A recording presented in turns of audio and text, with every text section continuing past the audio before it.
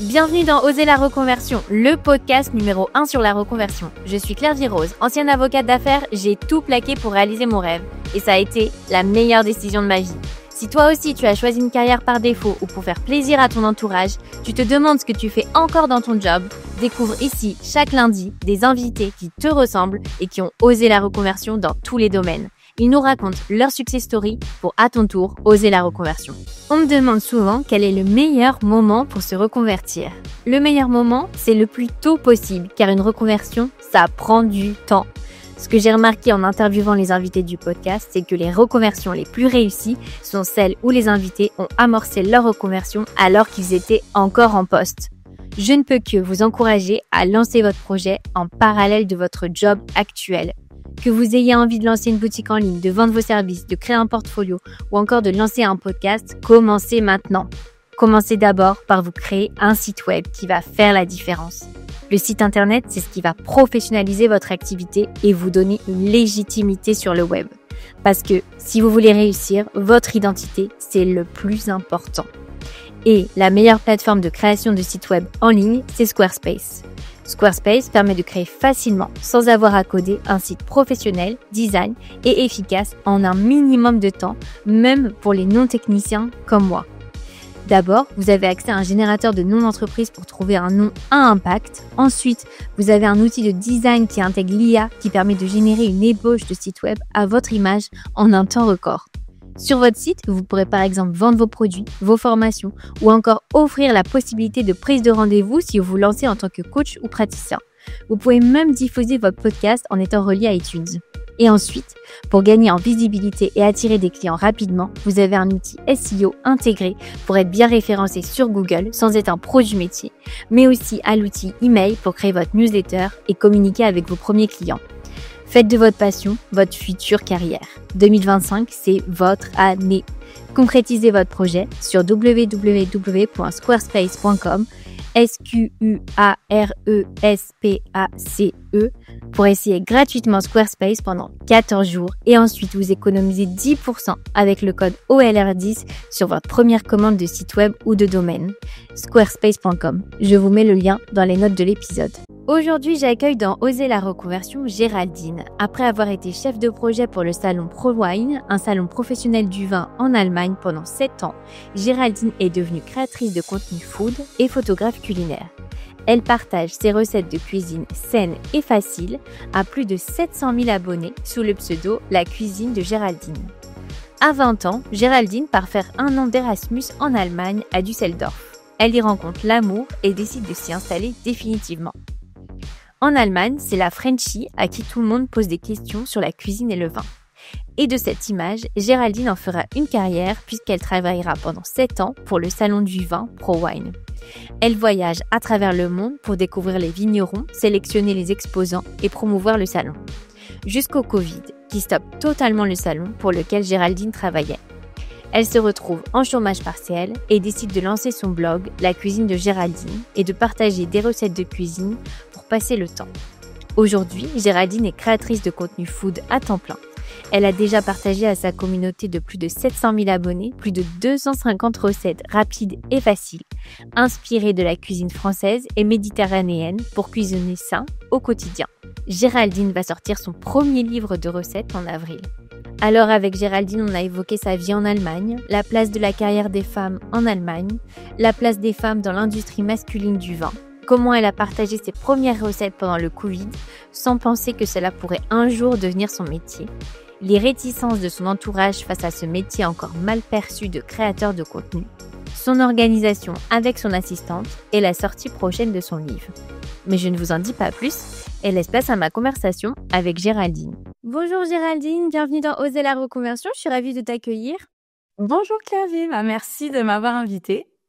Alors, est-ce que tu peux te présenter ? Oui, alors je m'appelle Géraldine, je viens d'avoir 34 ans. J'habite en Allemagne, en fait j'ai grandi en France, j'ai commencé mes études en France et ça fait maintenant plus de 10 ans que j'habite en Allemagne. Enfin, j'oscille en fait entre la France et l'Allemagne. Et alors, est-ce que tu peux nous dire ce que tu fais aujourd'hui ? Oui, j'imagine que c'est la raison pour laquelle aussi. Alors maintenant, je suis influenceuse food et photographe culinaire. Donc c'est comme ça que j'aime bien me présenter, même si je pourrais l'expliquer, ce job a quand même beaucoup de casquettes différentes, mais c'est un peu la manière la plus simple de se présenter. Oui, il y a beaucoup de facettes. Donc, tu es sur les réseaux sociaux sous le pseudo La Cuisine de Géraldine. Donc, tu as plus de 700 000 abonnés, toutes plateformes confondues. Donc, c'est assez incroyable parce que tu avais lancé ton compte en 2020. Donc, ça a été quand même super rapide. Bon, tu nous raconteras un petit peu après comment ça s'est fait. Est-ce que tu peux nous raconter comment tu es arrivée en Allemagne? Tu as fait des études en Allemagne, en fait. Alors, en fait, donc moi, après le bac, en plus, je suis née en fin d'année, donc j'ai eu mon bac à 17 ans, je savais pas trop quoi faire, donc j'ai commencé à faire une LEA anglais-allemand. Et ce qui devait se faire, c'est fait. J'ai fait un an en Erasmus en Allemagne, donc j'ai rencontré l'amour. Enfin, je l'ai rencontré sur Paris, mais c'est vrai que voilà, je suis encore ensemble aujourd'hui, donc je pense que c'était une bonne décision. Ça fait pas mal d'années. Donc en fait, j'ai fait mon Erasmus en Allemagne et de là, je suis restée. J'ai fait un master, donc toujours en économie. Enfin, ça s'appelait European Culture and Economy. Donc c'était ça. Après la LEA, c'était un beau, voilà, c'était pas mal. Cela dit, après mes études, j'ai déjà, là, à l'époque, déjà complètement changé. J'ai fait un peu autre chose. J'ai commencé une formation dans le vin. Et sur ce, j'ai enchaîné sur un VIE dans le vin. Et voilà. Et après, je peux parler après de mon premier job, si tu veux. Mais déjà, en Allemagne, tu habites à Düsseldorf, hein, c'est ça? Exactement, Düsseldorf. Donc, c'est la ville dans laquelle j'ai fait Erasmus. Et finalement, c'est la ville dans laquelle je suis restée. J'aime bien parce qu'elle reste proche de Paris. Voilà, moi, en France, j'ai toujours été sur Paris. Du coup, il y a à l'époque, le Thalys. Maintenant, il s'appelle Eurostar. Ça me permet d'y être en vraiment 4 heures, 4 heures. Enfin, c'est super pratique. Donc, c'est une région que j'aime bien pour ça. Et ça se passe comment pour l'intégration des Français en Allemagne? Ça s'est bien passé pour toi?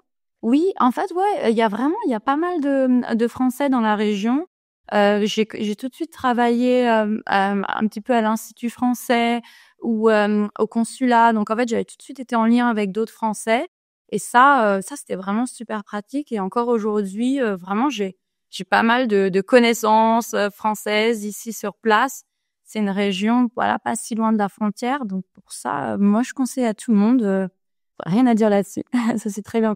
Alors oui, donc ton premier job, tu travaillais comme chef de projet chez ProWine, donc un salon pro de vin et spiritueux à Düsseldorf, justement. Donc tu disais c'était déjà un peu une première petite reconversion, parce que tu t'es tout de suite un petit peu dirigée dans l'industrie de la gastronomie. Comment ça s'était fait un petit peu pour toi, cette transition?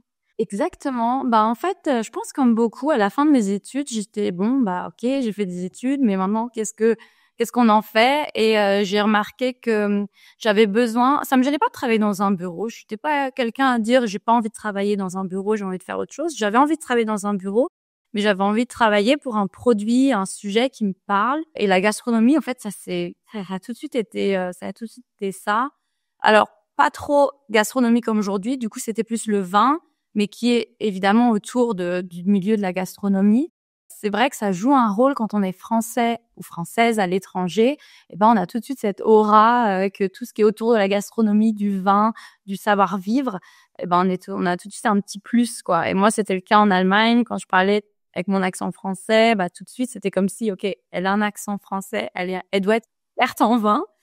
Et d'ailleurs, en fait, la petite histoire qui était très drôle, c'était que c'est justement en faisant des soirées, ben voilà, quand je suis arrivée, j'avais 20 ans, donc je faisais des soirées en Allemagne chez les gens et on me demandait tout le temps, mais alors le vin, mais qu'est-ce qu'on boit, et en fait, je ne m'y connaissais pas. Enfin, j'avais le sentiment de ne pas pouvoir répondre bien à ces questions et c'est comme ça que j'ai fait la formation, que j'ai voulu m'y connaître plus et après, bah, de fil en aiguille, j'ai voulu en faire mon métier et le fait d'être française avec un accent, ça a aidé tout de suite à trouver un job dans le métier et ProWine, c'était vraiment pour moi une trop belle opportunité parce que c'est un grand salon, donc c'était tout de suite un métier à l'international dans le vin, un métier où il fallait pas non plus être c'est-à-dire que j'ai jamais eu besoin d'avoir des connaissances en vin au point d'être sommelier. C'est-à-dire que moi, c'était vraiment plutôt même comme tu dis project manager, donc je gérais vraiment le projet. un peu comme ce que je fais aujourd'hui, je gère des projets au quotidien et c'est ça qui me plaisait, mais le faire dans un contexte pour un produit qui me plaît, qui est le vin. Et Tu t'occupais de trouver des exposants, de faire la publicité du salon? C'était quoi ton job? j'ai commencé avec un seul hall, donc un hall, c'est quand même, voilà, 600 exposants, donc c'est pas mal de personnes à gérer. Et donc c'était le Nouveau Monde et c'est une région, voilà, c'est parmi les vins pour moi les plus intéressants. J'ai beaucoup aimé voilà, ces exposants, ces halls. Ce hall, donc c'était Californie, Argentine, Chili, Canada, enfin vraiment, et puis tous les pays peut-être qui sont un peu moins connus. On a eu du vin de Thaïlande, enfin des choses comme ça. Et du coup, après voilà, j'ai augmenté de plus en plus. J'ai eu plus de halls sur ma responsabilité. Et le but, donc, c'était d'accompagner les exposants. Et souvent, d'ailleurs, c'était pas forcément juste le vigneron avec qui j'étais en contact, mais vraiment des interprofessionnels. Donc voilà, un salon, en fait, c'est 3 jours. Et la question que je recevais le plus à cette époque, c'est mais qu'est-ce qu'on fait toute l'année en 3 jours?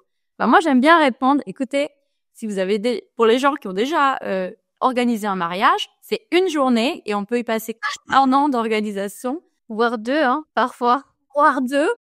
Et vraiment, ça paraît comme ça incroyable, mais oui, il y a vraiment beaucoup de choses à faire. Et c'était une petite équipe, mais on était vraiment, on faisait des heures sup, 6 mois avant le salon, voilà, c'était le rush. Comment ça se passait en tant que femme dans le milieu du vin? J'imagine que ça peut être un atout parce que bah, parfois c'est aussi plus rare. Mais parfois ça peut aussi être difficile parce que c'est un milieu bah, voilà, qui a l'habitude d'être assez masculin. Comment t'as vécu ça, toi? C'est vrai. Je pense que je l'ai pas trop ressenti parce que j'étais souvent en contact, en fait, avec les personnes plus en charge du marketing. Et c'est vrai que là, par contre, je trouve vraiment qu'il y a quand même ça se voit que les sales, hein, les personnes, voilà, qui pensent qu'ils sont plus du côté vente, ça va plutôt être des hommes, et le marketing, ça va un peu souvent être laissé aux femmes. Mais franchement, non, franchement, je pense que les choses aussi ont changé sur ce point-là. Il y a quand même beaucoup de femmes dans le milieu du vin parce que c'est un milieu aussi très glamour. Donc il y a des femmes. Ça, je l'ai pas ressenti. Bon, il y a eu d'autres problèmes en termes de carrière. Ça, c'est des choses, c'est sûr que j'ai ressenti comme dans toute grande entreprise, je dirais. Tu veux dire que c'était moins facile de progresser quand t'es une femme? J'ai l'impression, ça vient peut-être aussi de l'Allemagne. C'est vrai qu'il y a quand même une autre approche, c'est-à-dire que les femmes, quand elles ont des enfants, elles vont s'arrêter 1 an, voire 2. Ça peut aller jusqu'à 3 ans. Ah oui, parce qu'il n'y a pas de crèche, hein, c'est ça? Alors, il y en a très peu. Ils ont des grands problèmes à trouver des crèches, surtout que certaines crèches, elles ouvrent que, en fait, une demi-journée, donc de 8h à midi ou de 8h à 14h. L'école pour les enfants, c'est que jusqu'à 14h. Donc ça m'a un peu pesé, mais et d'ailleurs, c'est vrai qu'on pourrait peut-être en parler. C'est vrai qu'il y a une partie de moi qui avait envie aussi d'être indépendante dans un pays où la femme est pas vraiment, enfin, beaucoup de femmes, disons que le modèle classique, voilà, parce que franchement, il y a quand même toujours des exceptions à la règle, mais le modèle classique en Allemagne, c'est quand on a des enfants, bon, on s'arrête 1 an, ça c'est clairement classique, 1 an de pause, et souvent les femmes reviennent à mi-temps. Et bon, et donc ça, ce modèle-là, moi, me convenait pas tellement, et c'est vrai qu'être à mon compte me permet en fait de décider moi de de ce que je veux. Et cela dit, c'est pas, voilà, pour l'instant, j'ai pas d'enfant et c'est pas encore. D'être plus libre de tes horaires, ouais. D'être libre de mes horaires, et puis si genre, enfin, Et donc, t'as travaillé pendant 7 ans dans ce salon. ouais, Entre-temps, t'as lancé la cuisine de Géraldine. Alors, la question que je vais te poser, c'est est-ce que tu l'as lancée pendant le Covid? exactement. En fait, franchement, ce qui est incroyable avec peut-être ma reconversion, c'est que vraiment, 1 mois avant le Covid, on m'aurait dit, enfin, je disais à tout le monde, j'ai le meilleur job au monde. J'adorais mon job. Parce que ce que j'ai pas dit, c'est que, enfin, peut-être on a pu, enfin, ça a été sous-entendu, mais j'ai eu vraiment une chance énorme, c'est en plus de voyager dans tous ces pays. Donc, j'ai eu l'occasion de voyager en Inde, j'ai voyagé à Shanghai, j'ai voyagé à Sao Paulo, j'ai voyagé en Afrique du Sud, j'ai vu les vignes à Mendoza. Enfin, c'était incroyable. Franchement, les 4-5 premières années, donc avant le Covid, je disais à tout le monde, j'ai le job de rêve, moi je changerai pas. J'ai adoré mon premier job.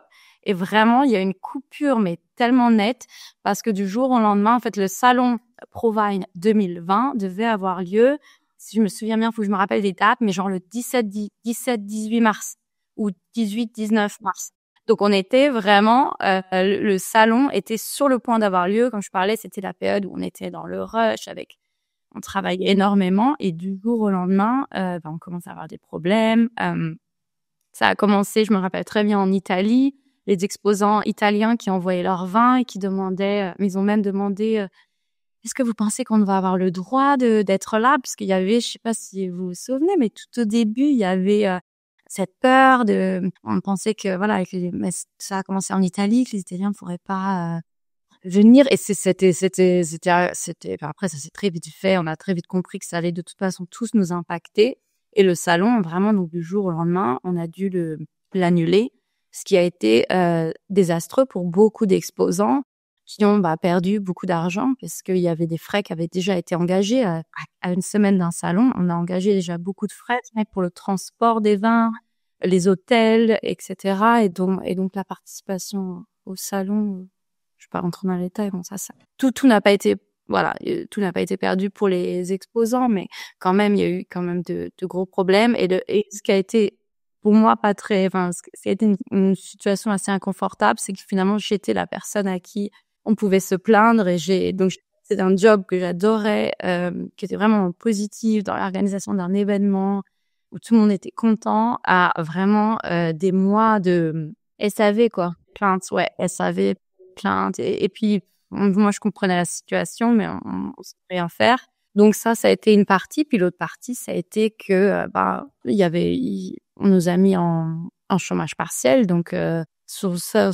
Enfin, franchement, j'ai été très chanceuse puisque le chômage partiel, en fait, veut dire que on reçoit, en fait, on est au chômage, mais on reçoit quand même un salaire qui est près celui qu'on avait, mais un petit peu moins. Mais pour moi, je trouvais que c'était absolument quand même, ça n'avait pas d'impact sur ma vie, d'autant plus qu'on ne sortait pas, donc ça allait. Donc ça a été le début. Enfin, voilà, cette période qui a été dure, mais bizarrement, je peux même regarder la date de ma première publication, mais ça a été très vite, ça a été peut-être 3-4 semaines après le début du confinement. J'ai tout de suite dit, OK, je lance un blog parce que je suis à la maison, ça me manquait cette adrénaline d'aller au travail, de me lever, d'avoir un projet. Et j'ai tout de suite dit, OK, j'ai besoin d'un projet. Et c'est venu tout à fait naturellement que j'ai lancé un blog de cuisine. Et voilà. Je vais attendre ta prochaine question avant d'en... Et c'est marrant parce que je me rappelle que quand on était au moment du Covid, il y avait beaucoup de gens qui disaient c'est le moment de lancer des projets, c'est le moment, peut-être vous allez changer de vie grâce à ce que vous faites maintenant. Et toi, finalement, tu en fais partie de ces personnes qui ont lancé le projet qui a changé leur vie pendant le Covid. Exactement. Alors par contre, vraiment, je pensais pas du tout à une reconversion à cette époque.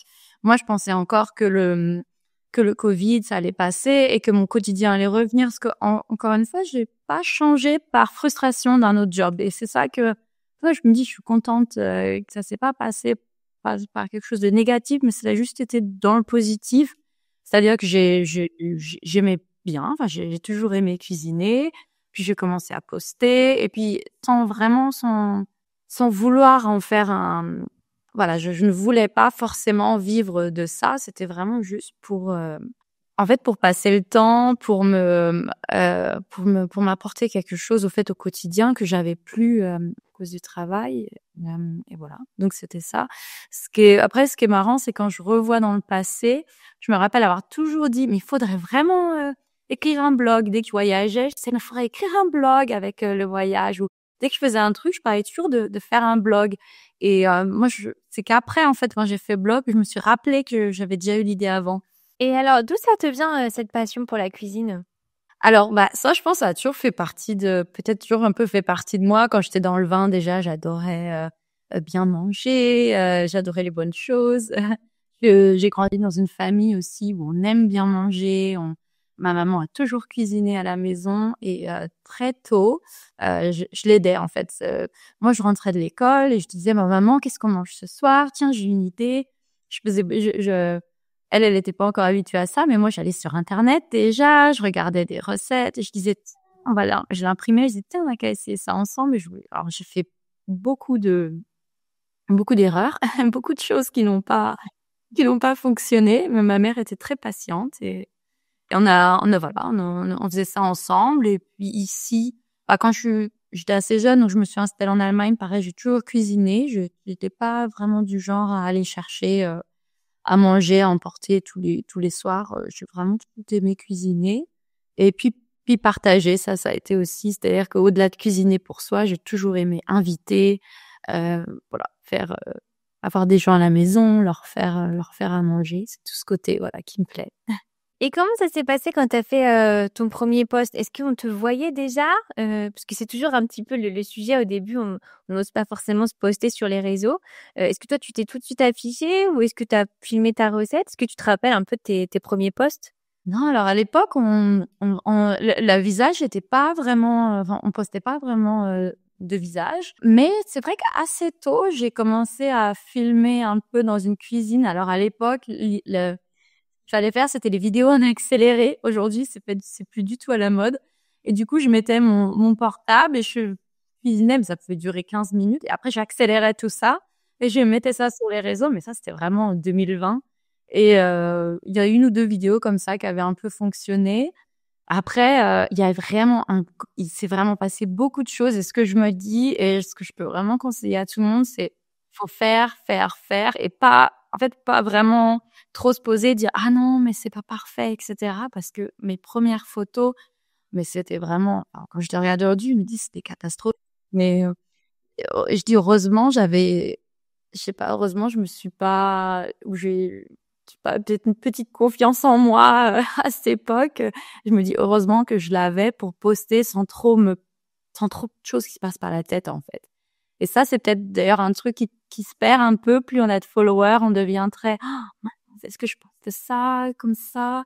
Et ça, j'aimais bien au début quand j'étais vraiment Spontané. exactement spontanéité. Et alors, tu t'es créé rapidement une communauté? Comment ça s'est fait? Tu te rappelles un petit peu de tes premiers abonnés qui t'ont suivi? Oui.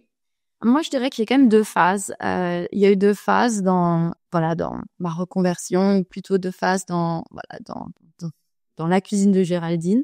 C'est-à-dire qu'il y a eu la première phase où j'ai plutôt, je pense, appris les réseaux sociaux. Je postais vraiment tout et n'importe quoi. Comme je disais, la spontanéité, enfin tout et n'importe quoi. Non, ça a toujours été quand même la cuisine, mais j'avais pas vraiment de ligne conductrice. Je postais spontané un peu de tout. J'essayais peut-être aussi un peu inconsciemment. Je voyais un petit peu ce qui marche, mais sans vraiment, très spontané. Et puis, il y a eu, je dirais que c'est peut-être fin 2022 où il y a eu un moment donné où je me suis quand même posée, je me suis dit, OK, qu'est-ce que tu veux? Où est-ce que tu veux aller? Quelle est ta personnalité? C'est quoi la cuisine de Géraldine? C'est quoi ta marque? Et là, j'ai commencé peut-être un peu à professionnaliser en parallèle, parce que en parallèle, je travaillais. Donc, c'est peut-être aussi en parallèle, j'en ai pas parlé, mais la phase où je disais, c'est le meilleur job au monde, ça a commencé à s'effriter quand même un petit peu. De par les choses qui changeaient. Du coup, il y a eu cette phase, voilà, peut-être, je dirais 2022 à peu près, où là, ça commençait à, OK, je commence quand même à avoir envie de faire une reconversion. Je commence quand même à avoir envie d'apporter la cuisine de Géraldine plus loin et peut-être en faire mon métier. Et donc là, j'ai commencé à une réflexion sur ma marque. Et là, j'ai commencé à me dire, OK, comme dans le vin à l'époque, t'es française, t'as un accent, est-ce qu'on pourrait pas en jouer et vraiment aller vers là où, en fait, j'avais remarqué aussi que c'est ça aussi toujours qui marchait, c'est dès que je postais des recettes un peu plus françaises, il y avait toujours une résonance de l'autre côté, les gens qui disaient ah bah oui, parce que une époque j'ai posté aussi des recettes un peu asiatiques. Je reviens du Japon, j'ai toujours aimé la cuisine asiatique, etc. Mais c'était pas vraiment en fait, c'est ma personnalité, mais c'était pas vraiment ce que les gens attendaient de moi, puisqu'on attendait plus d'une Française, c'est montrer des plats français avec un accent français. Et c'est là que j'ai commencé, OK, à me concentrer là-dessus, à jouer un peu là-dessus, et en plus à filmer, c'est vrai, plus le visage. Et ça, c'est sûr que ça marche, puisque les gens peuvent se rappeler qui est derrière la caméra, parce que quand on voit que des mains, en fait, on finit par ne plus savoir, OK, qui a fait la recette. Et quand on voit la personne, on arrive aussi à plus s'attacher à la personne. Et est-ce que tu aurais des conseils peut-être un petit peu justement pour faire son branding comme ça, tu vois? Parce que toi, bon, bien sûr, tu étais dans le marketing, donc c'était peut-être plus facile pour toi. Est-ce que tu aurais des conseils pour des personnes qui voudraient, se faire un peu un branding, sur les réseaux, Et ben vraiment, moi je pense que ça a été le déclic. Il y a une période où je copiais dans le sens où je refaisais ce que faisaient les autres, puisque c'est ça, j'ai cette époque où on se cherche. Donc c'est bien. Il faut passer par une phase où on essaye des choses. C'est pas mal d'avoir cette phase en deux temps. Une phase où on essaye, on regarde, on touche un peu à tout. On voit aussi ce qui nous plaît. Et finalement, après, réussir à redéterminer qu'est-ce qui nous plaît, qu'est-ce qui semble naturel.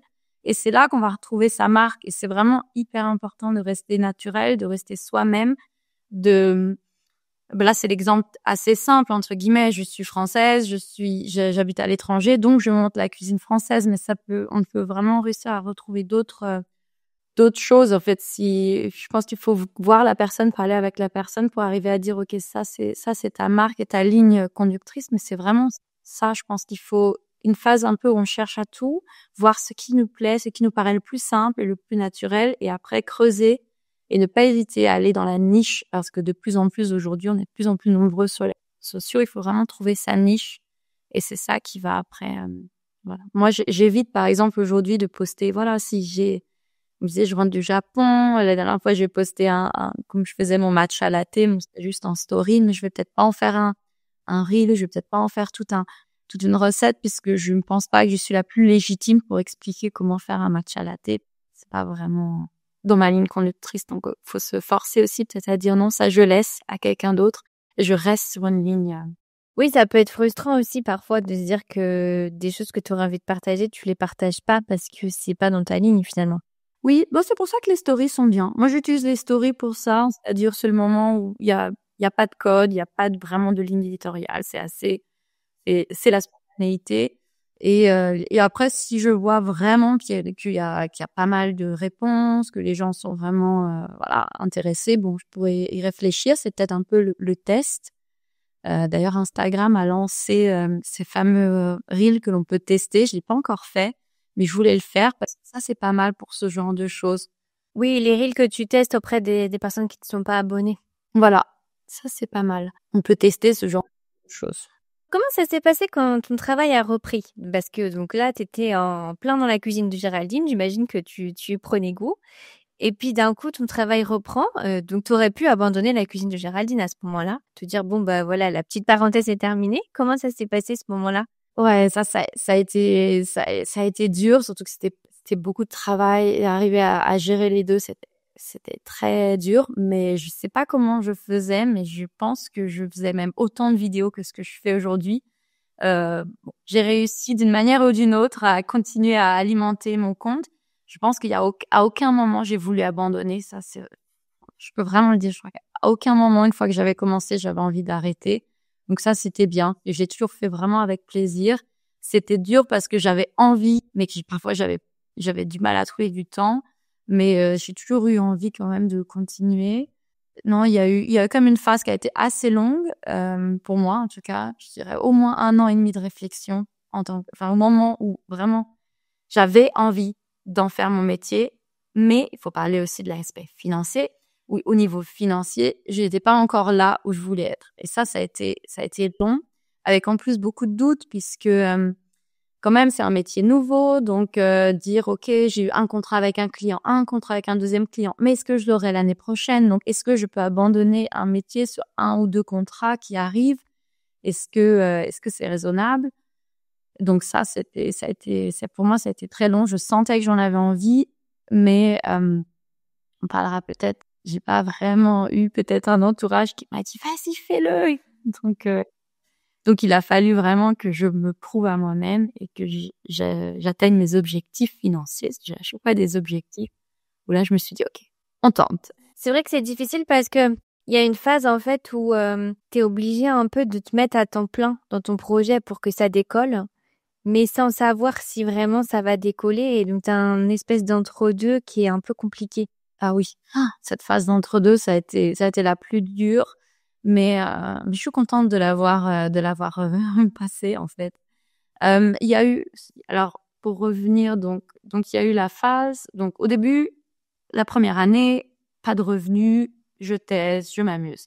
Je crois que c'est dès 2021, je me dis, OK, un petit challenge personnel, ça serait sympa d'avoir un complément de revenu. Donc, première année 2021, je pars sur un petit complément de revenu et finalement, ça s'était très bien passé. Il y avait de plus en plus de choses qui se mettaient en place.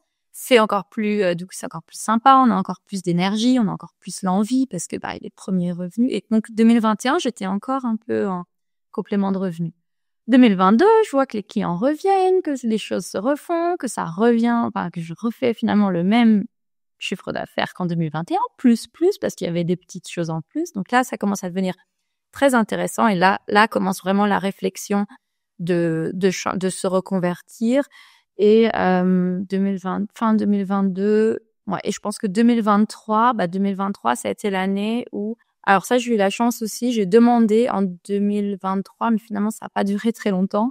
J'ai demandé à mon employeur de passer à mi-temps. C'était pas vraiment mi-temps, je me rappelle, je crois qu'il était à 28 heures. Donc, c'était une réduction, en fait, de mon temps de travail, 28 heures par semaine. Ça m'a aidé, mais ça m'a juste encore plus conforté dans ma décision. Et 7 mois après, j'ai posé ma démission. Donc, 7 mois après, pour me mettre 100% à mon compte. Donc, ça a été une petite phase, mais ça aussi, je pense que c'est quelque chose à conseiller si vraiment on sent qu'il y a quelque chose, qu'il y a du potentiel, tenter le mi-temps, une manière aussi de se dégager du temps pour son projet et de voir si c'est vraiment ça qui nous plaît, etc. Ouais, je trouve que c'est un bon conseil aussi de tester aussi comment ça se passe quand on est sur son projet une journée complète. Et comment a réagi ton entourage? Alors, tu dis que t'as pas été trop soutenue. Ils ont eu peur pour toi, j'imagine? Je pense qu'au début, personne n'a vraiment vu le truc arriver. Et elle poste sur les réseaux, elle a son blog. Et vraiment, c'était pour tout le monde pendant beaucoup de temps, ça a été vraiment c'est marrant, c'est sympa. Et je pense que moi, j'ai vu le truc arriver un peu plus tôt. Je me suis dit, je pense que ça pourrait être mon métier, mais que mes parents et tout. Donc, pour ça qu'au début, on m'a plutôt encouragée à continuer, à poster, à faire le blog, à avoir une communauté. Mais le moment où vraiment j'ai commencé à dire, oui, je pense que ça pourrait être mon métier, là, c'est quand même un peu, c'est quand même une autre chose. Et là, je pense qu'il y a eu la peur, être sûr que je vais être stable financièrement, que c'est un métier durable dans le temps. Donc ça, c'est vrai que c'est des choses. Et encore aujourd'hui, il y a j'y pense toujours, mais pour moi, c'est pas une raison pour ne pas le faire. D'autant plus que j'étais un peu aussi quand même à me dire, j'ai rien à perdre. En soi, c'est ce qui est bien dans ce business ou dans ce job ou dans cette reconversion, c'est que il y a pas beaucoup d'investissement en fait, à part un ordinateur, un portable, arrêter de travailler. On tente. Moi, je me disais, je tente et au pire, ça va pas, si ça me plaît pas, je peux retourner au salariat. C'est ça aussi que beaucoup ont du mal à imaginer quand ils pensent se mettre à son compte. Ça veut dire plus de salariat à vie. Moi, je me dis, c'est ce qui me permet aussi d'y aller avec légèreté en me disant, au pire, je ne suis pas, s'il faut retourner dans le salariat, si j'ai plus envie de cette pression, une petite pression quand même, je retournerai dans un cadre plus calme où, après les horaires de travail, j'ai plus de soucis. Aujourd'hui, c'est pas du tout le cas, hein, c'est plutôt le contraire. Mais au pire, je me dis toujours, c'est possible. Et c'est vrai qu'il n'y a pas d'investissement, il n'y a pas de loyer, il n'y a pas d'autres investissements que d'autres business comme le e-commerce et tout ça peuvent avoir. Donc ça, c'était bien. Et non, j'ai pas eu vraiment de soutien tout de suite en disant, ah, mais regarde, ta communauté, elle augmente, tu pourrais tout abandonner. C'était plutôt, faut être méfiant, les réseaux, etc. Oui, parce que tu disais justement sur un post sur LinkedIn que c'était un métier qui était encore peu reconnu. Toi, t'as trouvé difficile au début de dire que tu quittais tout pour être créatrice de contenu? Même c'est vrai que souvent on présente son métier dans la vie de tous les jours dès qu'on rencontre quelqu'un. Comment tu l'as vécu, toi, ça? Un peu. Il y a un petit peu. Je pense qu'il y a toujours 5% ou 10% qui se dit c'est dur. Enfin, c'est moins facile à assumer que d'autres métiers parce que pour beaucoup, il n'y a pas trop de compréhension. Mais dans ma tête, je retourne toujours et je me dis, OK, de toute façon, c'est tellement ce que je veux faire et c'est tellement ce qui me rend heureuse aujourd'hui que en fait, je passe au-delà. Mais c'est vrai que selon la personne que j'ai en face, ça va être plus dur. Mais j'ai fait le choix de toujours assumer, de toujours le dire avec fierté, parce que en fait, je suis très fière aussi de ce que je fais. Mais c'est sûr que la partie, si on dit juste, je suis influenceuse et point, je pense que il y a beaucoup de préjugés encore, et ça c'est En fait, les personnes ne se rendent pas compte du travail qu'il y a derrière, je trouve. exactement. Et moi c'est pour ça que je dis, bon, je parlais du salariat, bon, je pense vraiment c'est pas du tout ce que j'ai en tête, mais j'aime bien me dire, écoute, si je devais repostuler dans une entreprise, je pourrais dire que je sais gérer un projet, gérer un budget, gérer des deadlines, plus tout le côté marketing, création, branding, etc. Et je peux rajouter, parce que j'en ai pas parlé, mais management, puisque j'ai ma première employée aussi depuis août de cette année. Donc vraiment, il y a tout un tas de qualités. Et ce qui est très bizarre aussi, parce que j'ai choisi la cuisine, donc je pense qu'il y a aussi un petit aspect où beaucoup de gens se disent ah, bah, dis donc, une fille qui aimait bien faire carrière, parce que voilà, je voyageais, je faisais carrière, j'étais vraiment, maintenant, elle se retrouve dans sa cuisine à cuisiner. Et ce que j'ai envie de dire, c'est, mais moi, la cuisine, c'est peut-être 25% de mon temps, et tout le reste, en fait, je me sens encore plus vraiment, je me sens encore plus, une businesswoman, en fait, parce que j'ai énormément d'autres choses à faire et même qui intellectuellement, à la fin de mon métier, après 7 ans, intellectuellement, bon, je refaisais toujours la même chose, etc. Et j'ai l'impression qu'intellectuellement, j'ai jamais été aussi, alors j'ai plus le mot en français. Stimulée, voilà, qu'aujourd'hui. C'est vraiment, j'ai plein de problèmes. J'ai dû gérer, voilà, le contrat non employé, toutes les questions euh, euh, d'impôts, de contrats. Enfin, c'est tellement de choses plus tout ce qui est la partie internet. Le blog, etc. Il y a plein de choses derrière, et je suis en charge de tout, et ça, j'aime bien. C'est vrai que c'est marrant, j'avais pas pensé que ça pouvait être, oui, source d'encore plus de préjugés, de se dire, ah, elle est dans sa cuisine un petit peu, ça fait, oui, pour certains, il peut y avoir un côté peut-être arriéré presque, en fait. Exactement. Et je pense souvent, d'ailleurs, c'est souvent des femmes, enfin, souvent, justement, j'entends souvent ça des mamans qui, elles, cuisinent parce qu'elles, enfin, voilà, et parce que bah, c'est dans beaucoup de familles, c'est elles qui sont en charge de la cuisine, etc., et qui disent, mais moi, ce serait le pire, quoi, de passer mon temps juste à cuisiner. Et elle me dit, pourquoi est-ce que tu as choisi ça? Mais enfin, moi, c'est la partie cuisine, c'est l'une des parties de mon métier que j'aime, qui me fait justement du bien en dehors des jours où je suis devant l'ordinateur à régler des problèmes, à écrire des mails, à passer des coups de fil.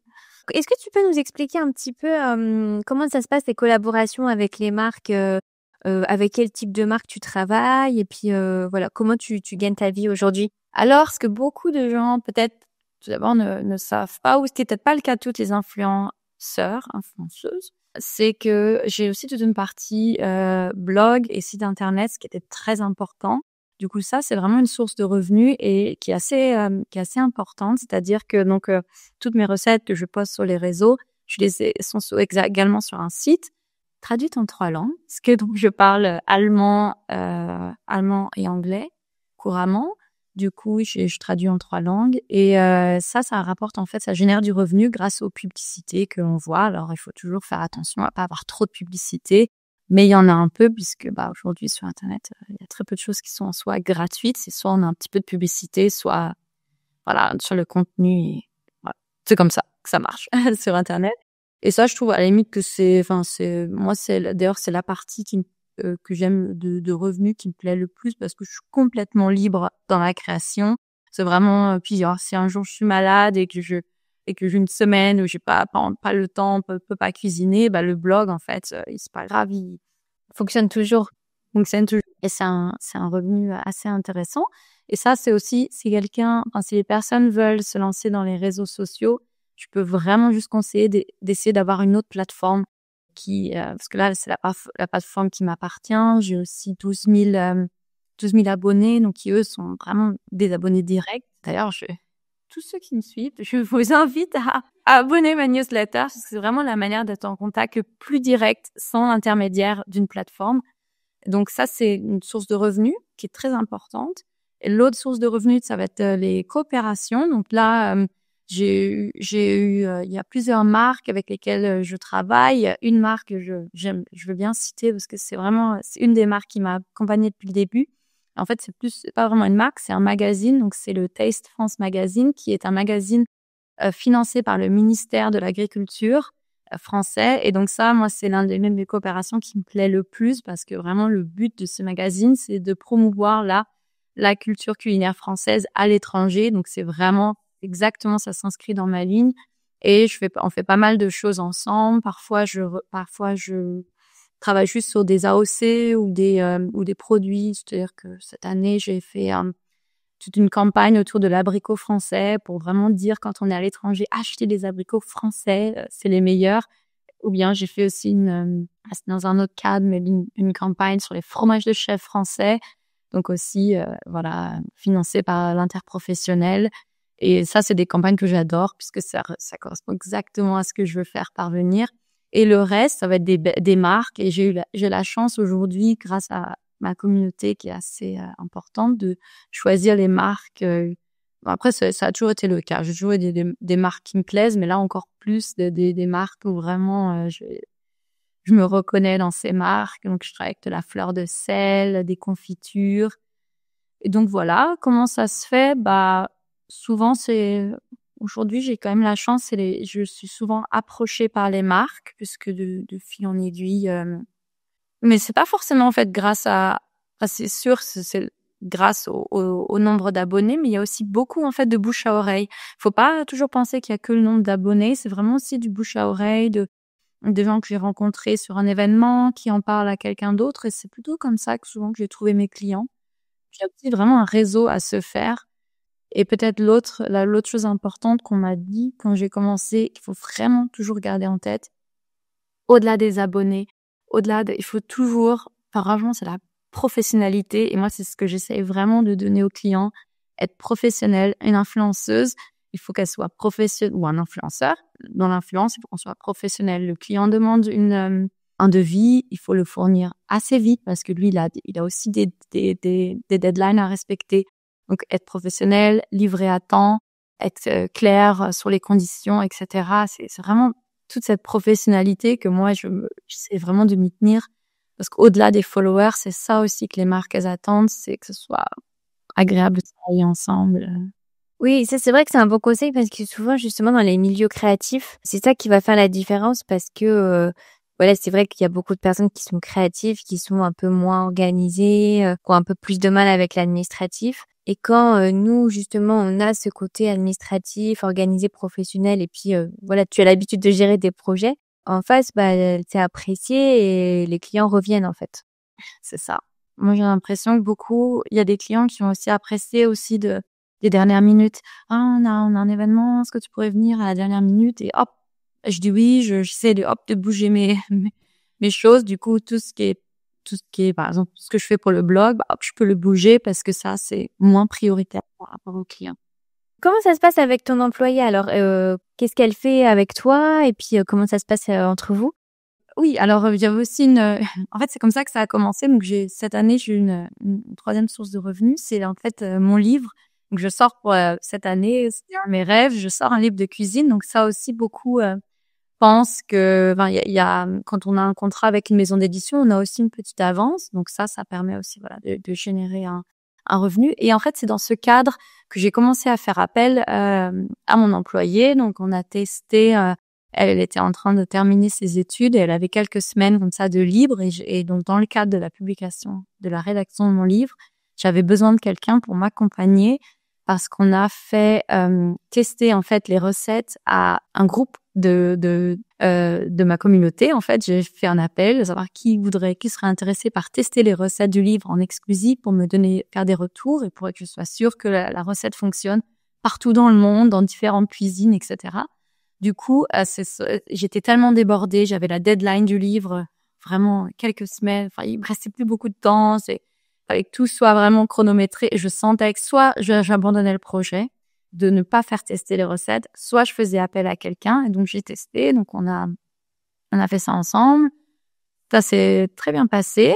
parce que on a bien travaillé ensemble et sur ce, après quelques mois après, je lui ai demandé si elle serait intéressée de continuer à travailler pour moi et elle a accepté et on a mis en place un contrat depuis début août. Et donc ce que je donne, moi ce que j'ai remarqué, c'est qu'à un moment donné, je pouvais plus gérer tout entre la création de contenu, la publication, gérer les clients, etc. En fait, c'était trop.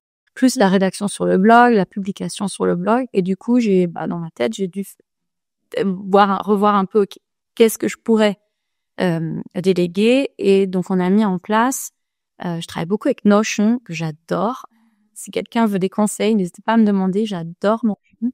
Et du coup, elle va être, moi, je me concentre, donc je crée le contenu, je photographie les recettes, je prépare les recettes à l'écrit, je donne des indications, des conseils, etc. autour de la recette et je donne les images, le reel, donc la petite vidéo qui est terminée et tout ça, je donne à Claire, ça fait Claire, mon employée, qui elle va donc on a ensemble, on a un calendrier et donc elle va poster, en fait, elle va prendre en charge le fait de poster, de mettre aussi les photos sur le blog et de rédiger, enfin de finir de rédiger, disons, de mettre bien en forme, etc. sur le blog.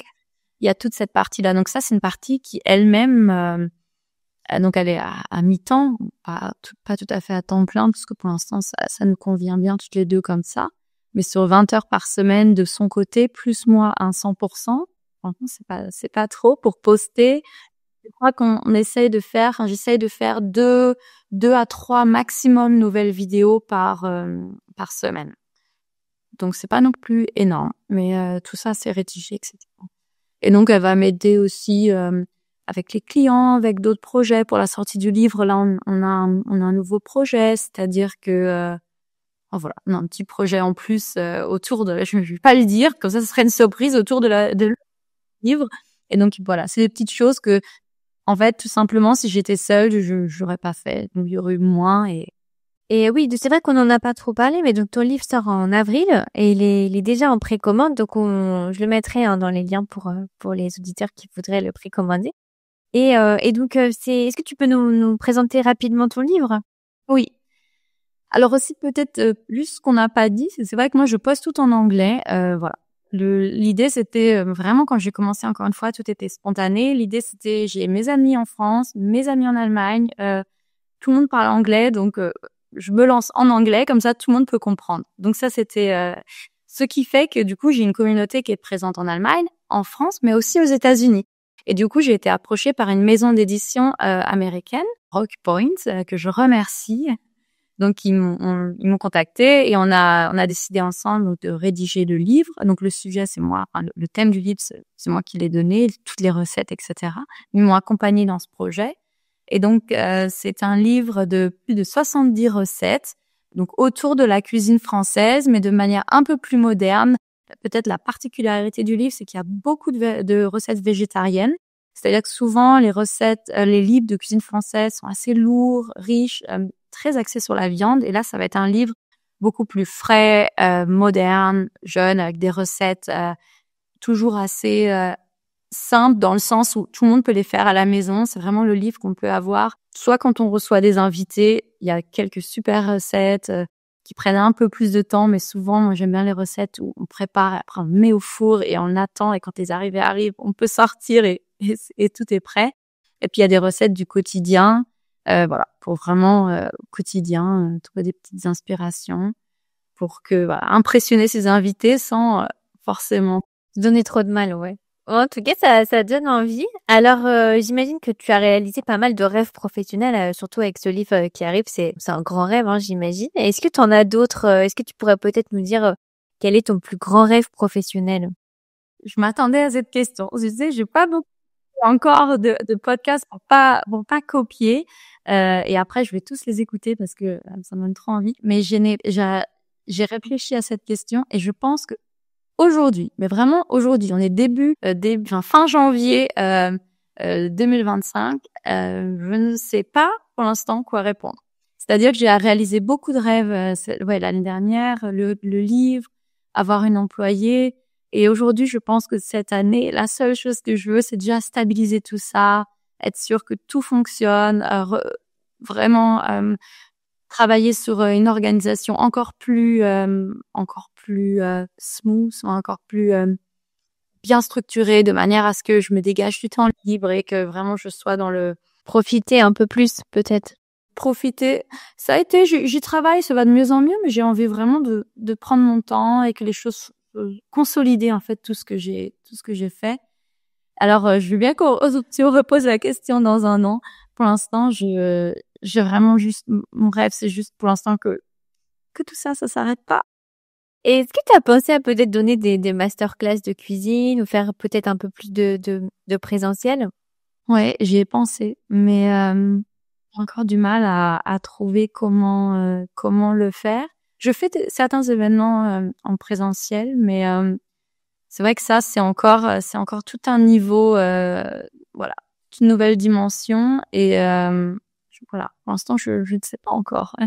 Bon, il suivra en tout cas. J'imagine qu'il y a beaucoup de choses qui vont arriver parce que c'est vrai que ça a été aussi super rapide, hein, parce qu'en 4 ans, il y a beaucoup de choses qui sont arrivées pour toi. Alors, dernière question, c'est toujours la question de la fin. Quel est le meilleur conseil qu'on t'ait déjà donné? Et ben, en fait, on en a parlé et peut-être que c'est ça qui vraiment qui me reste en tête au quotidien, c'est toujours rester professionnel et vraiment la professionnalité, même dans mes débuts quand j'apprenais, parce qu'on j'en ai pas parlé aussi, mais il y a le côté la photographie culinaire que j'ai appris. Et ben j'ai toujours essayé de rester très professionnelle, même si je sentais que certaines de mes capacités pouvaient être améliorées. J'ai essayé de vraiment rester professionnelle parce que ça, voilà, ce sera toujours agréable pour la personne en face. Toujours être très pro, peu importe un petit peu, même si c'est quelque chose qui paraît peut-être plus créatif et plus spontané. Toi, tu conseilles peut-être d'être toujours avoir un petit peu cette organisation, rigueur. Voilà, répondre autant qu'on peut dans les délais. Enfin, ça paraît tout bête, mais on m'a dit que ce n'est pas le cas de tout le monde. Juste de prendre le temps de répondre, de prendre le temps de dire si jamais la deadline ne peut pas être respectée, de prévenir, etc. Ça, c'est ces conseils qu'on m'a donnés et que j'essaye même chaque jour de continuer à appliquer.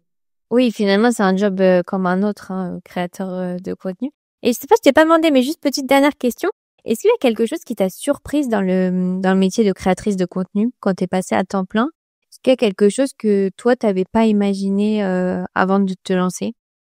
Je pourrais pas dire. Il y a plein de petites choses. En fait, c'est plutôt une accumulation de petites choses qu'on apprend. Franchement, mes premiers clients, j'ai donné les photos comme ça. Et après, on m'a appris les droits d'auteur. Mais il faut s'imaginer qu'en 2020, il y avait encore personne c'était encore. Bon, après, ça s'est vite très fait. Puis après, c'est des clients à qui je suis très proche, donc on a réussi à trouver des solutions. Mais il faut parler des droits d'auteur. Après, il y a plein de choses, plein de petites choses comme ça qu'on découvre au cours de. Je dirais que c'est une accumulation de petites choses, plein de petites trial and errors le long du. Un grand merci Géraldine en tout cas. Donc je mettrai tes réseaux sociaux pour les auditeurs qui voudraient suivre tes recettes. Merci beaucoup pour tout ce que tu as partagé. Merci Claire, c'était très sympa d'être ici. Si vous avez aimé l'épisode, abonnez-vous et laissez-moi un commentaire si vous écoutez l'épisode sur YouTube. Et si vous écoutez l'épisode sur Apple Podcasts, Spotify ou Deezer, abonnez-vous et laissez une note 5 étoiles et un avis. C'est ce qui donne le plus de visibilité à ce podcast. N'hésitez pas à en parler autour de vous et à partager l'épisode sur les réseaux sociaux pour aider un plus grand nombre à oser la reconversion. Si vous souhaitez suivre les dernières actualités du podcast, rendez-vous sur notre compte Instagram @oserlareconversion et pour prolonger la discussion, rendez-vous sur notre groupe Facebook dédié aux auditeurs. Ensuite, si vous cherchez toutes les notes avec les références, allez dans le détail du podcast.